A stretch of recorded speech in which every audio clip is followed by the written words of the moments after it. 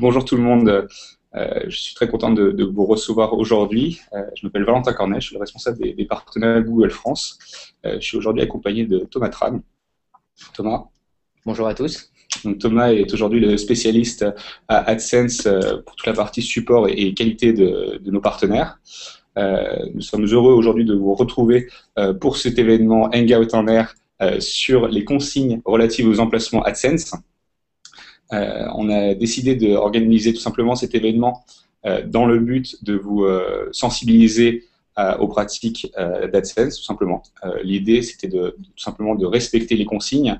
On a remarqué que pas mal de partenaires avaient des soucis justement pour placer de façon pertinente et en respect justement de nos conditions d'utilisation.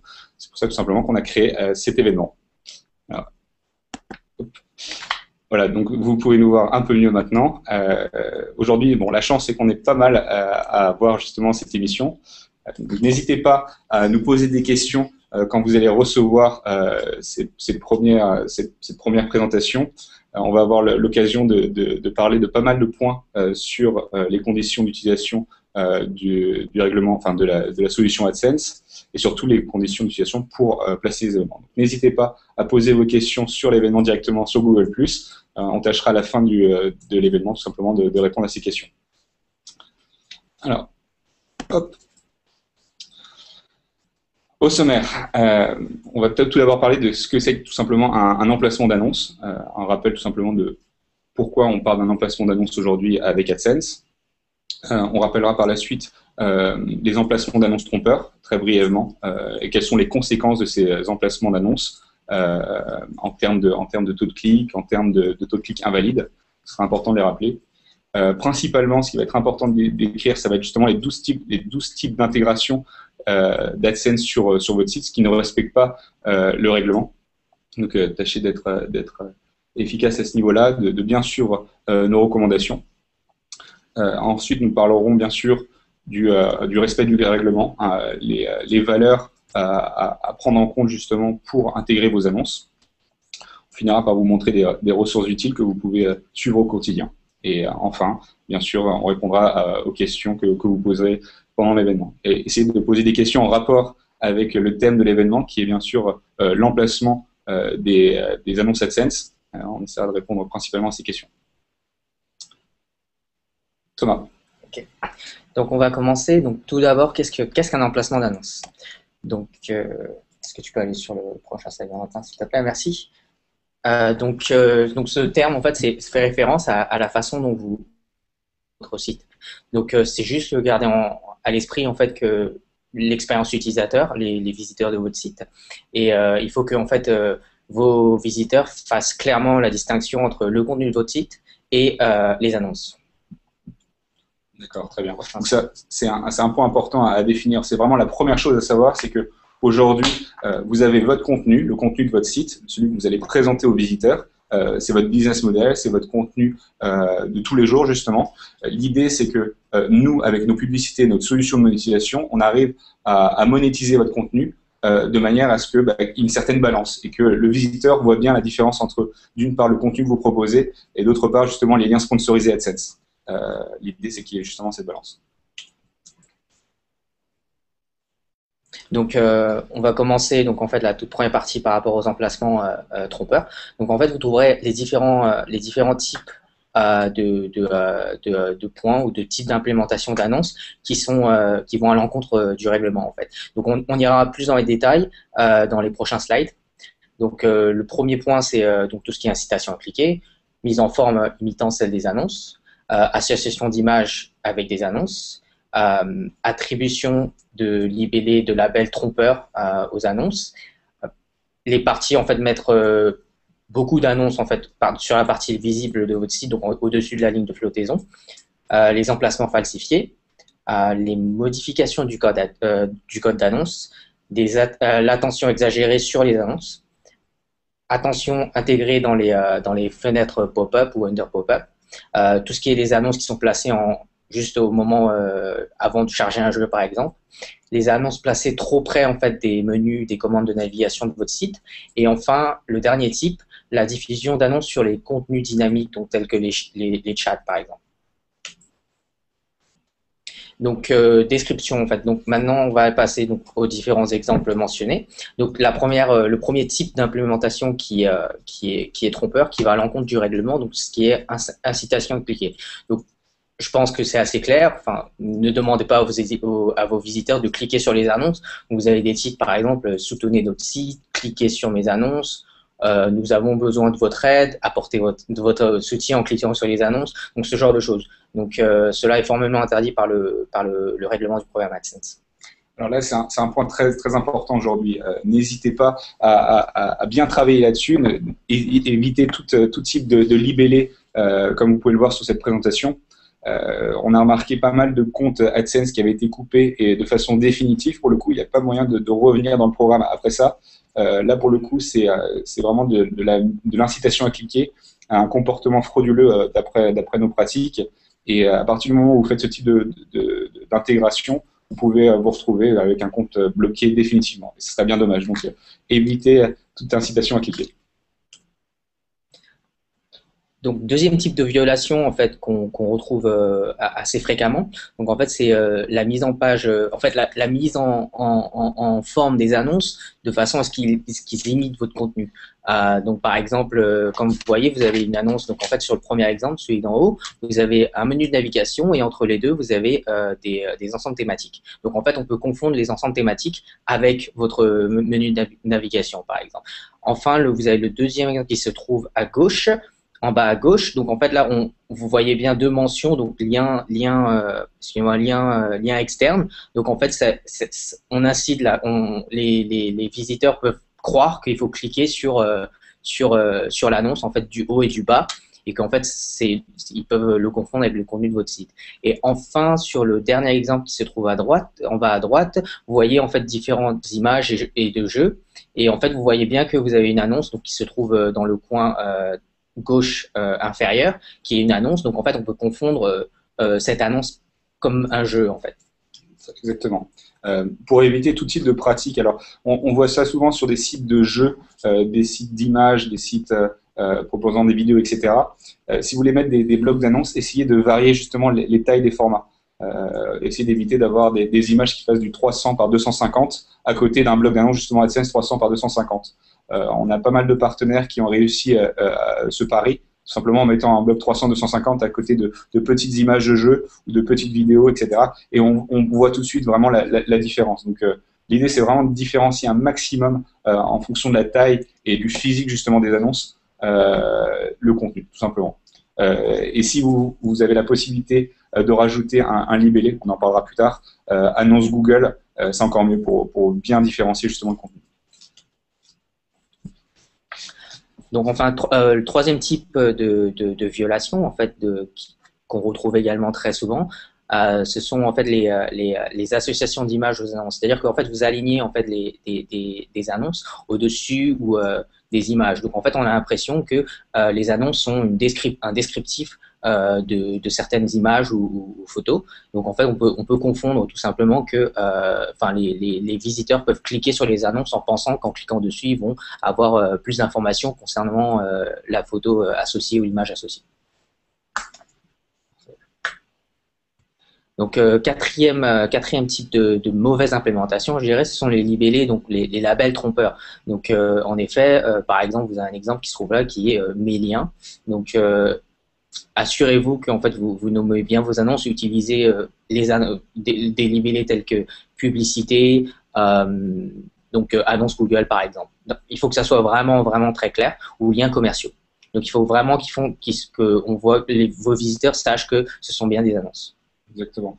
Ce qu'on recommande dans ces cas-là, pour bien différencier, encore une fois, je reviens sur le mot différencier, c'est le point principal dans cette présentation.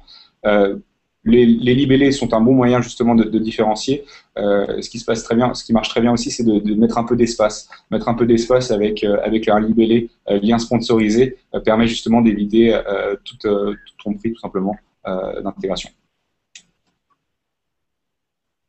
Donc enfin, le cinquième type de mauvaise implémentation, c'est mettre en fait plusieurs blocs d'annonces. Enfin, il faut que la partie visible en fait de votre site, donc fait, au-dessus de la ligne de flottaison, on doit voir du contenu de votre site. Ne mettez pas que des annonces. Et en fait, donc, pour voir le contenu de votre site, les éditeurs doivent, pardon, vos utilisateurs doivent donc en fait dérouler pour voir le contenu de votre site, pardon, excusez-moi.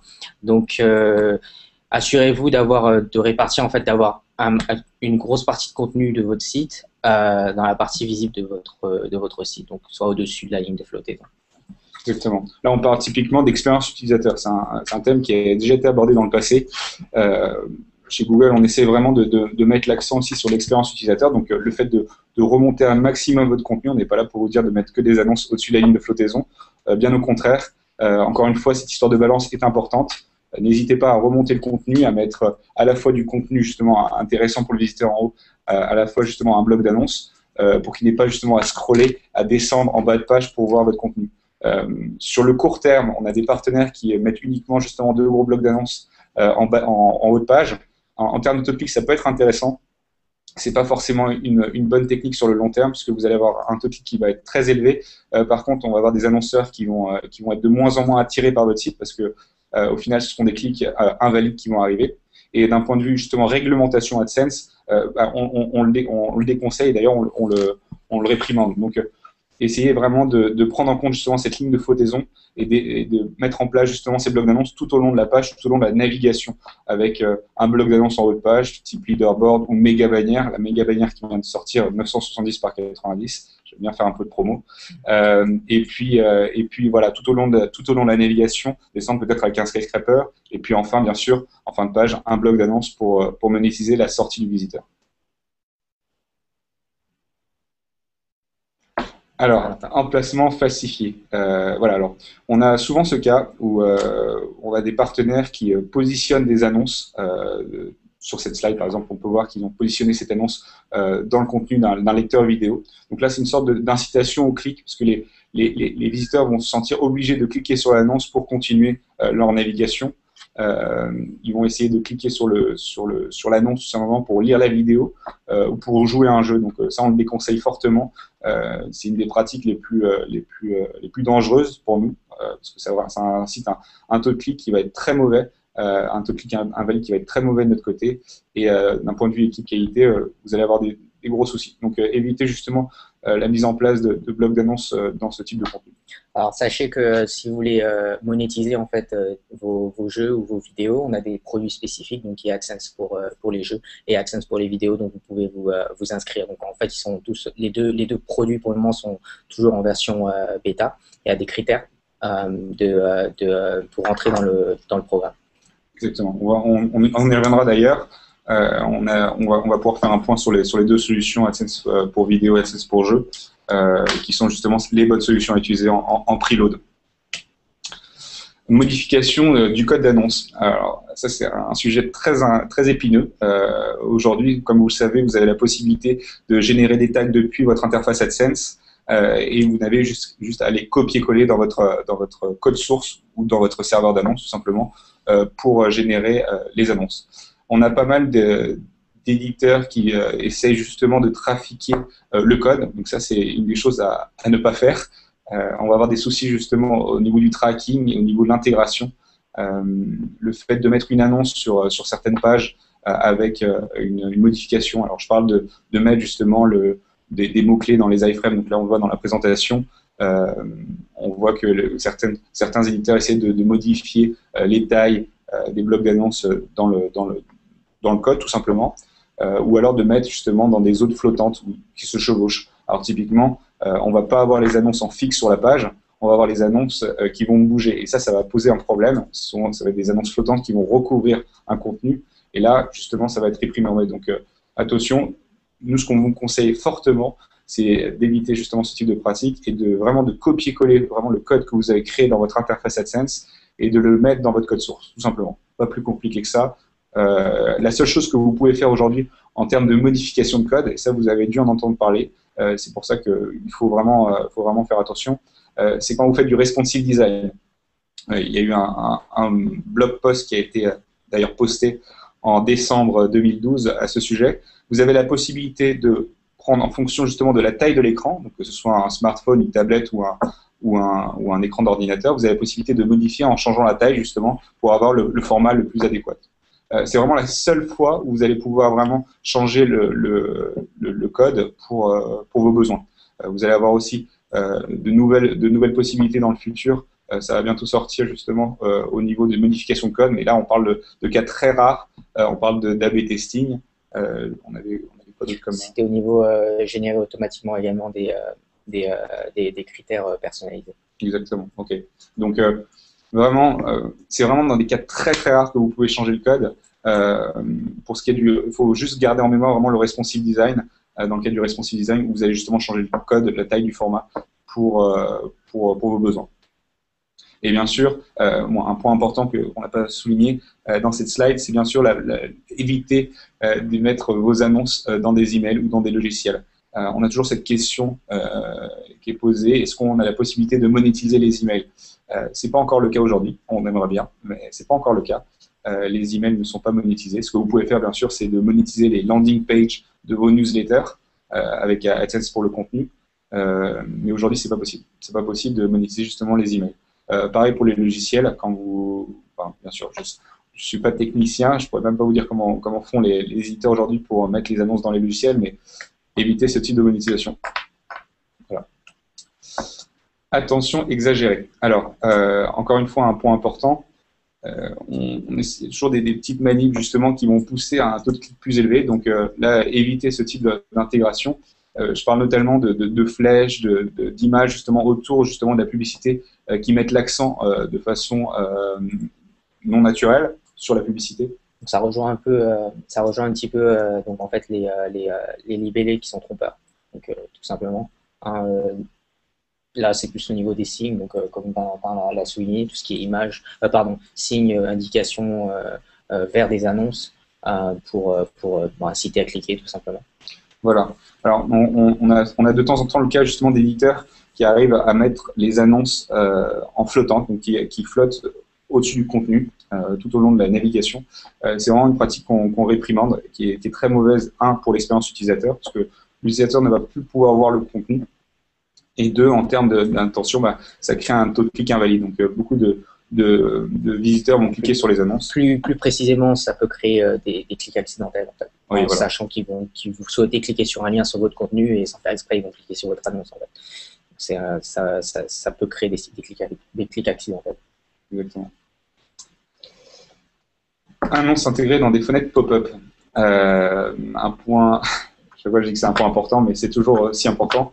Le pop-up, pas de monétisation. Donc, si vous avez un business model où vous avez une fenêtre pop-up qui s'ouvre avec du contenu, etc., ne mettez pas d'AdSense dedans. Dans la plupart des cas, ça va poser problème. On a eu souvent ces cas. Essayez de miser plus sur du target blanc si vous avez du contenu. Je parle uniquement de contenu.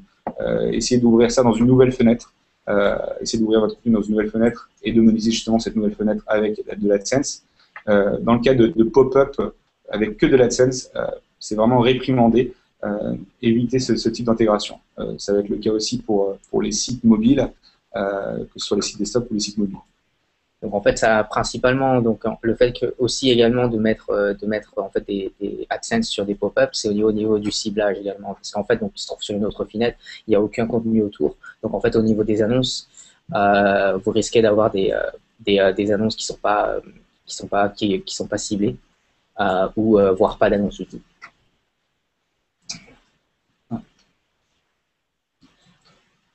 Petit problème. Voilà, on revient. Les annonces intégrées demain. On continue. Annonce vidéo pré-roll dans les jeux. Et on revient justement à ce point. Donc là, ça concerne essentiellement tous nos partenaires vidéo et gaming, partenaires de jeux. Vous avez la possibilité de monétiser justement le pré-roll de vos jeux. Donc c'est un bon moyen de monétiser. On pousse fortement justement nos partenaires à utiliser ce type de solution, de monétiser le début d'un jeu ou le début d'une vidéo. Encore faut-il utiliser la bonne solution. La plupart des partenaires mettent tout simplement de l'AdSense pour le contenu en pré-roll, une chose très facile à faire dans l'idée. Par contre, de notre point de vue, c'est pas du tout c'est pas du tout convenable et ça ne respecte pas du tout nos conditions d'utilisation. AdSense pour le contenu est une solution qui est destinée uniquement à la monétisation de contenu et pas de contenu vidéo ou de contenu jeu. Pour cela, justement, nous avons des solutions appropriées. Donc, Thomas en parlait tout à l'heure, AdSense pour jeu, AdSense pour vidéo. Pour info, l'intégration de ces solutions se fait de plus en plus facilement. Vous avez la possibilité d'intégrer un SDK à l'intérieur de vos codes, de vos codes Flash, et de mettre justement de la publicité vidéo en pré-roll. Donc c'est assez simple. Je vous conseille d'aller directement sur le support pour avoir accès justement à toute l'information et le process pour l'intégrer justement ce type de solution. Vous allez sur le support AdSense en cherchant les produits AdSense pour jeu et AdSense pour vidéo. Vous aurez plus d'informations justement sur quel type de solution. Quand vous allez sur le centre d'aide, vous allez voir, il y a une partie produits. Vous cliquez sur produits, vous verrez la liste des différents produits donc AdSense qu'on offre aujourd'hui. Et vous verrez AdSense pour les jeux et AdSense pour les vidéos également. Annonce passée trop près des commandes de navigation. Alors, je tenais à préciser une chose justement par rapport à ce type d'intégration. Aujourd'hui, les éditeurs Internet ont souvent l'idée justement de placer un bloc d'annonces à un leaderboard sous les catégories. Ce qui est une très bonne chose d'ailleurs. Évitez, j'en profite pour vous donner des recommandations d'intégration AdSense, évitez de mettre des leaderboards dans votre header à côté du logo. C'est une très mauvaise pratique parce que c'est une zone qui est très froide.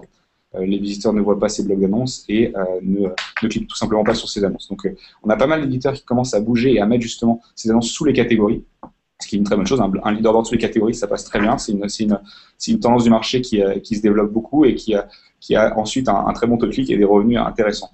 Encore faut-il faire attention, ne pas placer ces blocs d'annonces trop près des catégories et surtout dans le cas où on a un menu déroulant.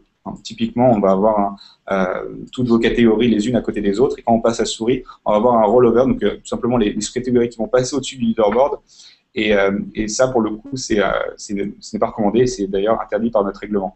Donc évitez d'avoir justement un menu déroulant qui tombe sur le leaderboard sous vos catégories, privilégiez un menu déroulant horizontal pour éviter justement de recouvrir ces blocs d'annonces. C'est une chose qui est très importante. Le but étant bien sûr, encore une fois, d'éviter les clics accidentels, les clics invalides. Donc, voilà. Pour revenir à la slide, parce que je m'écarte un peu du sujet, voilà, donc vous devez placer justement vos annonces loin du contenu, enfin pas trop près non plus. D'ailleurs, c'est une bonne chose, parce que plus vous allez espacer, si vous espacez de quelques pixels, vous allez aérer justement votre bloc d'annonces, vous allez le rendre plus visible, on va voir la différence vraiment entre l'annonce et le contenu. Vous allez avoir moins de clics accidentels, et puis d'un point de vue expérience utilisateur, c'est mieux. Et puis voilà, donc vous allez pouvoir tout simplement mettre en avant cette annonce, et ce qu'on a remarqué, c'est que de temps en temps, même en espaçant du contenu justement ces blocs d'annonces, on va avoir des taux de clics plus élevés. Donc n'hésitez pas à espacer votre bloc d'annonces. Dans le cas présent, en illustration, vous pouvez voir des blocs d'annonces qui sont placés juste au-dessus et en dessous de cliquer ici pour télécharger.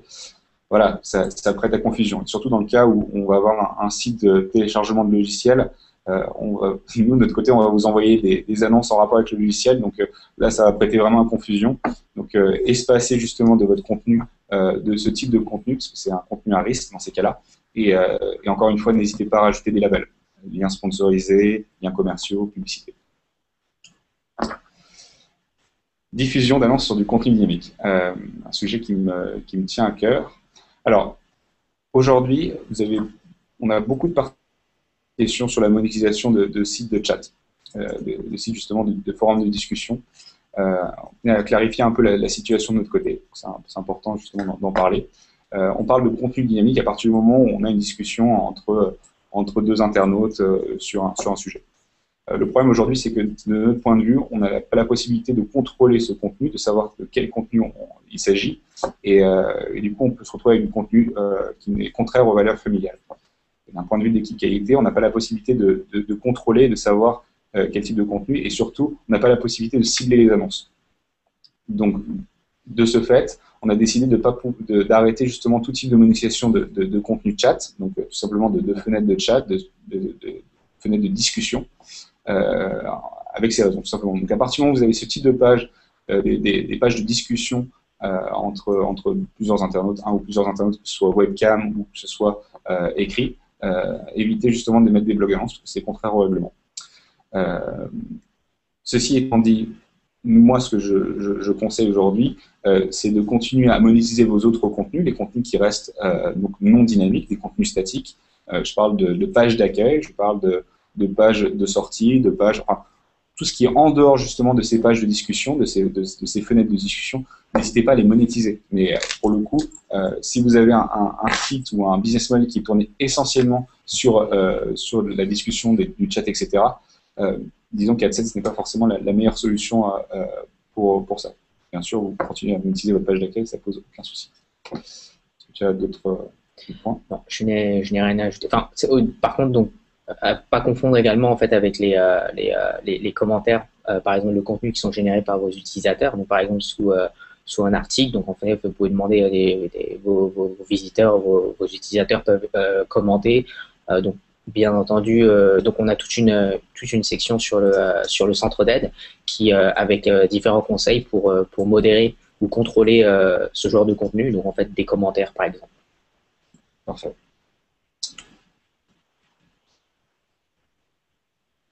Respecter le règlement. Respecter le règlement. Bon, quelques idées à prendre en compte et surtout à garder sur le long terme. C'est justement ces valeurs et ce sur quoi vous devez vous tabler pour l'intégration de vos annonces AdSense sur le long terme. Première chose, un bon conseil, si vous commencez à recevoir beaucoup d'alertes, c'est peut-être parce que vous avez un problème d'intégration. Donc c'est peut-être le moment de relire le règlement AdSense pour voir si vous êtes en ordre sur tous les points, que ce soit sur la monétisation de votre contenu, si vous avez beaucoup d'images sexy, sexe, porn, etc. Peut-être c'est le moment de remettre en place des filtres. Relisez bien le règlement. Sur tous les points, parce que le règlement change et c'est bien de jeter un coup d'œil de temps en temps. Et puis surtout, gardez en tête ces 4 points suivants. Donc, le premier point, c'est mettez-vous à la place de vos utilisateurs. C'est la première chose à prendre en compte. Si vous voulez vraiment être clair et nickel par rapport justement aux conditions d'utilisation AdSense, mettez-vous à la place d'utilisateur. Dites-vous, voilà, aujourd'hui je suis un utilisateur, j'arrive sur mon site. Est-ce que ces annonces AdSense sont bien placées? Est-ce que ça ne va pas m'induire en erreur? Est-ce que je ne vais pas accidentellement cliquer sur ces annonces? Et à partir de ce postulat, vous allez pouvoir placer intelligemment les annonces pour éviter justement ces clics invalides, ces clics accidentels. C'est la première chose.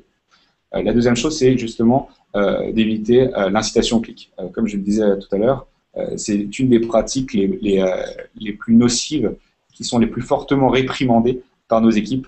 L'incitation au clic est très dangereuse. Donc, éviter toutes sortes de promotions de clics sur vos sites, parce que sur le court terme, ça peut être intéressant sur les 2 premiers jours, mais après, votre compte est coupé définitivement.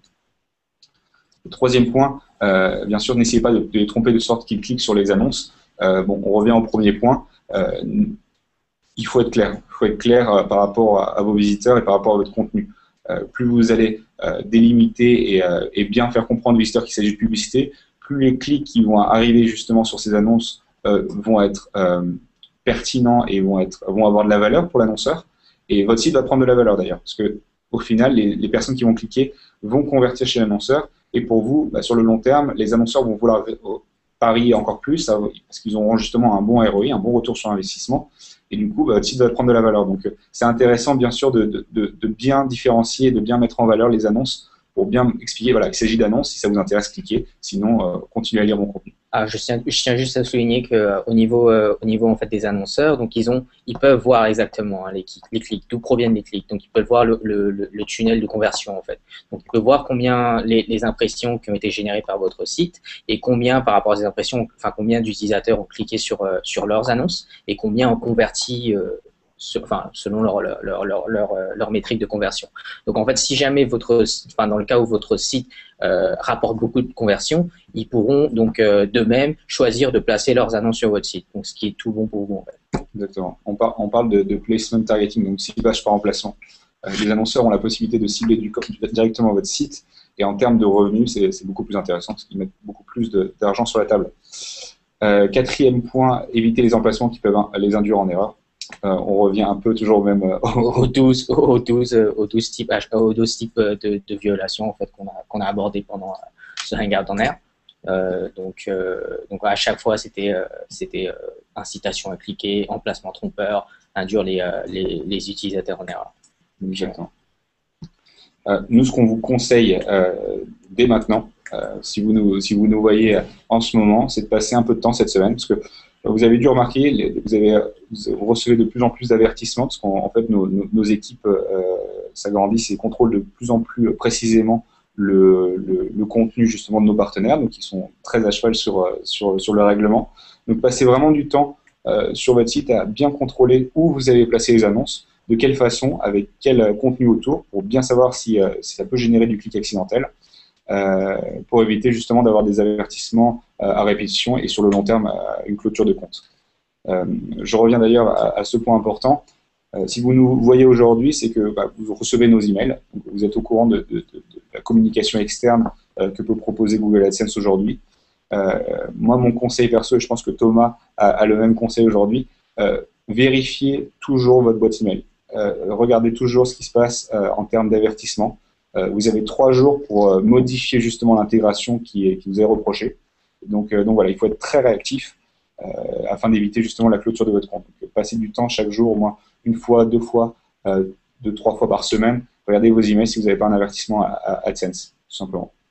Donc je tiens juste un dernier point par rapport à cette slide. Je tiens à souligner qu'en fait le règlement, donc, il est fait pour protéger en fait les annonceurs. C'est juste pour parce que bon, au final, ce sont les personnes qui vous payent. C'est le client, c'est votre client, c'est le nôtre. La belle phrase, c'est beau. Ressources utiles, Thomas.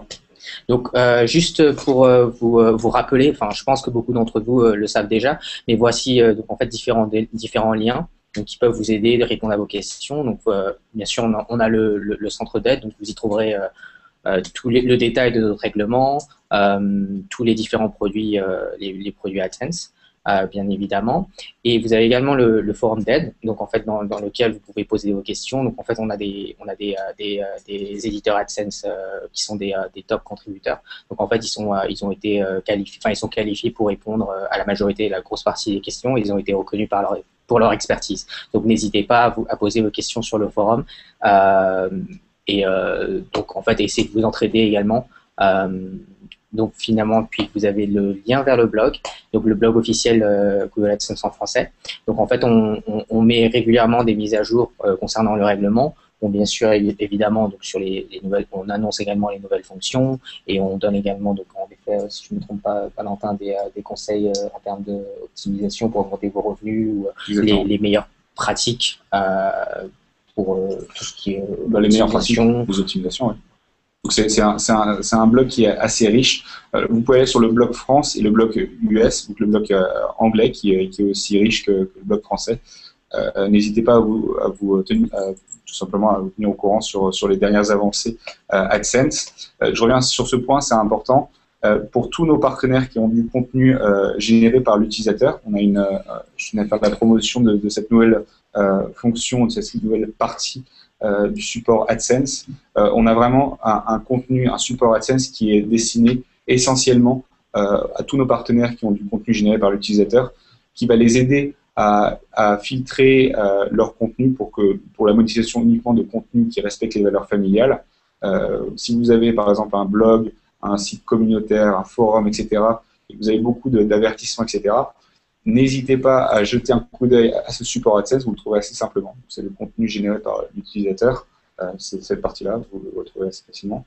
Et puis prenez en compte justement toute cette partie. Passez du temps là-dessus. Finalement, donc en fait, si jamais vous voyez en fait des violations en fait au règlement sur n'importe quel site dans lequel vous visitez ou vous surfez, n'hésitez pas à cliquer en fait sur le petit logo information, choisir sa pub. Vous verrez quand vous cliquez sur toutes les annonces, vous le verrez, vous aurez des formulaires pour signaler en fait ce genre de des violations au règlement. Donc n'hésitez surtout pas hein, si vous voyez des pratiques qui vont à l'encontre du règlement, signalez-le à l'équipe en fait en charge du contrôle de la réglementation.